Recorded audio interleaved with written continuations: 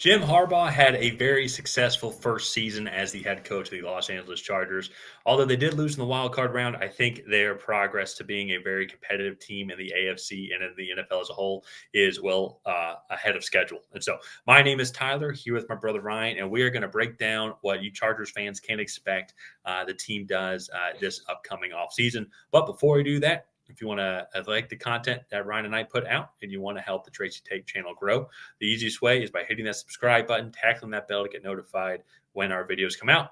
And while you're at it, leave a like and a comment. Let us know what you want the Chargers to do this offseason and why. Ryan, Chargers went 11-6 on the year. Jim Harbaugh, I think, clearly was a nice, fresh voice for the Chargers team and like the whole locker room as a whole compared to Brandon Staley. I thought Brandon Staley thought there were some good Chargers teams that Brandon Staley coached with, but man, they just could not win any of the close games at all. And with a team that kind of got rid of a lot of their offensive talent from last year, Keenan Allen, Mike Williams, Austin Eckler as well, they took massive strides forward when it came to their offensive production from week 1 to then week 18. So obviously it was not the wild card that they were expecting, very uncharacteristic with the turnovers from Justin Herbert. Not all of them were entirely his fault, just an unfortunate outing for them against the Texans. But I think they can take some solid strides forward this offseason here. I'll double check here in a second, but I'm pretty sure they have a lot of cap space. They have a lot of picks as well. So Ryan, what do you think is going to be one of the main areas for the Chargers to focus on when you think back at 2024? What's like some of the main areas you think they need to focus on? I mean, the biggest thing for me is they need to surround Justin Herbert with more playmakers. I mean, Ladd McConkey had a fantastic rookie season, but Josh Palmer, Quentin Johnston, Will Dissly, J.K. Dobbins was even like this was the first time he had remained healthy all year and like had a good rushing season. But I still even think like they could improve in that running back depth as well. Just because when he did go out with injury, they really struggled to even run the ball. So I think that's going to be like the most important thing this offseason because defensively, and first off, this is the first time I think since we've been doing this podcast that the Chargers are not one of the worst rushing defenses in the league. I mean, for the last 3 or 4 years, it's felt like that run defense has just been so porous.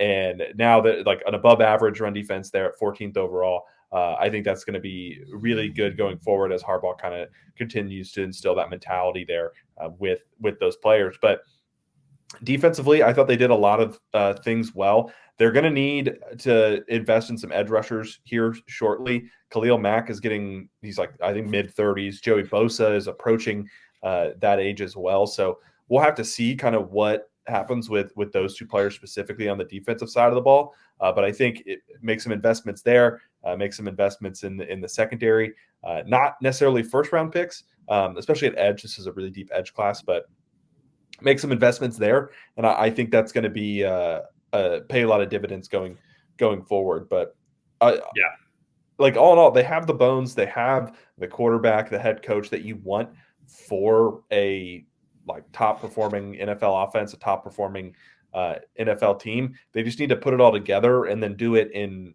key situations. Yeah, no, it's.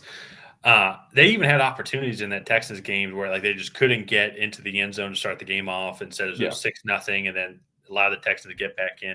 Fluke play with the C.J. Stroud bad snap that bounced right up to him, and then you had the Xavier Hutchinson catch that kind of kickstarted that drive for the Texans to take the lead going into halftime. And then the second half, just everything just went downhill completely. And it's like there were moments, and I think one of the biggest issues for the team that struggled to get in the red zone in that moment there was they just didn't have the skilled players around them to take that step forward. It's as you talked about, need to upgrade the running back position. Like J.K. Dobbins, when he was in, he was their best running back and he had a good season.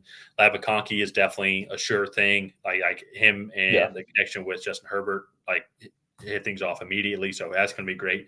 But they do need another consistent, more explosive weapon. Someone that is going to be more consistent than Quentin Johnston. I like Quentin Johnston, but I don't think his role is going to be like the number one guy for him. I think he's going to be someone that they can move around a lot, something similar to Ladd McConkey, but McConkey's going to mainly kind of stay in the slot while Johnston could move around a little bit more. And so I think that's going to be one of the areas that they really try and focus on. They have a lot of free agents here. So I'm not going to go through every single one, but a couple, as you already talked about, like some of the main ones: Bradley Bozeman, Elijah Molden, J.K. Dobbins, he's a free agent, Khalil Mack, as you talked about. Some of the receivers, since we are talking about the skill position player section, like Josh Palmer, is going to be interesting how they address him there. Simi Fioku, he had a couple breakout games this year. Jalen Rager as well. There's Hayden Hurst also, and so these are a lot of key skill position players as well. When I say key, I mean like they were part of this offense. Like they played critical minutes. They rotated in and out, but at the same time, though, definitely can upgrade over a lot of these guys. Like maybe tight end could be a spot that they go after. That's something I forgot to put over here in team needs. Yeah. But really, just any null skill position player I think could be upgraded.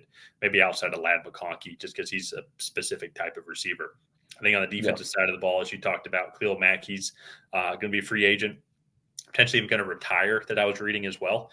And I thought the team did well drafting. I think one of the benefits from this Chargers team this last season was they drafted well in day 3 with some of their secondary picks. So that's good. But they're going to have guys like Elijah Molden, Asante Samuel Jr. hitting free agency. Yeah. Christian Fulton is another one. So do they decide to move on from those guys? Who do they want to bring back? Because they do have, according to Over the Cap, $65 million in cap space, if I'm reading that correctly. I thought they had more. So this is over the cap. This is absolutely. I guess I have 65 too on Spot Track. So I guess but that puts them at 6th in terms of total cap space. Exactly. So it's going to be curious on where they prioritize, because I think they need skill position players, but also too, I think they need edge rushers as well, and maybe even too just defensive line as a whole. As you see, Puna Ford, Tierra Tart as well is also going to be a free agent. Keep upgrading kind of that, or Morgan Fox as well, who I missed. Keep upgrading that defensive line just as a whole. So I think there's a lot of guys that they go and address for free agency. I think the draft is also going to be where they do a primary amount of their focus. So I think they're going to want to use their money to retain some of these guys. So in the draft, I could maybe see like an Emeka Egbuka, Colson Lovely could be one. I will say a guy I really like, if they'd want to, I don't think he'll make it to their second pick overall, would be Omarion Hampton. If they really fall in love with him, I think he would excel in this offense here. But at the same time, though, too, as you can see, they have a bunch of picks that are going to be later on in the draft in day 3, which is going to provide a lot of good running backs that they can maybe go and get. Yeah, and I mean, honestly, if they want Omarion Hampton, they're going to have to take him there at 21. So I highly doubt he'll be there at 55. But Caleb Johnson, I mean, Devin Neal, there's a litany of guys that will be there. Dylan Sampson. This is a loaded running back class. And like even on day 3, you can go snag like an RJ Harvey or a Kyle Monungai. Like just so much talent in this running back class. But yeah, I definitely think skill position players are going to be critical there in the draft and surround Justin Herbert with those guys. I also they do have Tuli Tuipulotu in the as another edge rusher as well. I think he's going to be going into his 3rd or 4th year out of USC, and he had a really good season, kind of filling in between Joey Bosa and Khalil Mack at whichever spot. So all in all, like kind of wrapping things up here for the Chargers. They're a good football team. They're well coached. They have the quarterback. They have a star receiver in Ladd McConkey, and like they have a great tackle duo. The young corners that they drafted late on day 3 last year are playing well. And frankly, like maybe the outlook is a little bit more grim for this team because of how that Houston game went there in the playoffs. And it's not necessarily about the talent on the team. It's about situational football. But if they could just add a few more playmakers for Justin Herbert and for this offense, I think this defense is in a pretty good spot. They were pretty stout against that CJ Stroud-led offense early on in that game until that pick 6 kind of broke things loose. But if they can just add those playmakers that can be like the little difference here or there, take some of the pressure off of Justin Herbert to have to play perfect, I think that's going to be the big key for this team going into 2025. Yeah, and real quick too, so that was a typo down below in the draft picks. They're picking 22nd. 22nd. Okay. Yeah. And so not 221st with the first in their first round pick, but there's a pick in 22nd, and there's a lot of different avenues that they could go. I agree completely. I think that they've drafted well. I think Jim Harbaugh knows what he's doing. I think also too I'm pretty sure. I know it's obviously at least a second because he had the 49ers in. I don't believe he had any other head coaching jobs before the 49ers that I can remember. But with this being his second stint in the NFL, and he's going to have a QB like Justin Herbert, massive upgrade over the quarterbacks that he was given when he was in San Francisco. I think they're going to find a lot of success here. And the AFC West is in a very unique position right now because I'm curious what's going to happen to the Chiefs just kind of over these next couple of years as Travis Kelce does retire, and then they're still struggling with their offensive line as a whole. So is there going to be opportunities for the Chargers to capitalize and going to have to beat out the Denver Broncos potentially to take over like that new reign of the AFC West? Yeah. So let's go ahead. Let's wrap up this video here. If you guys have not already, please go ahead and like and subscribe. That is the best way to help out the channel. While you're down there, leave a comment on what you want to see the Los Angeles Chargers do in the 2025 offseason. And other than that, we will see you guys next time.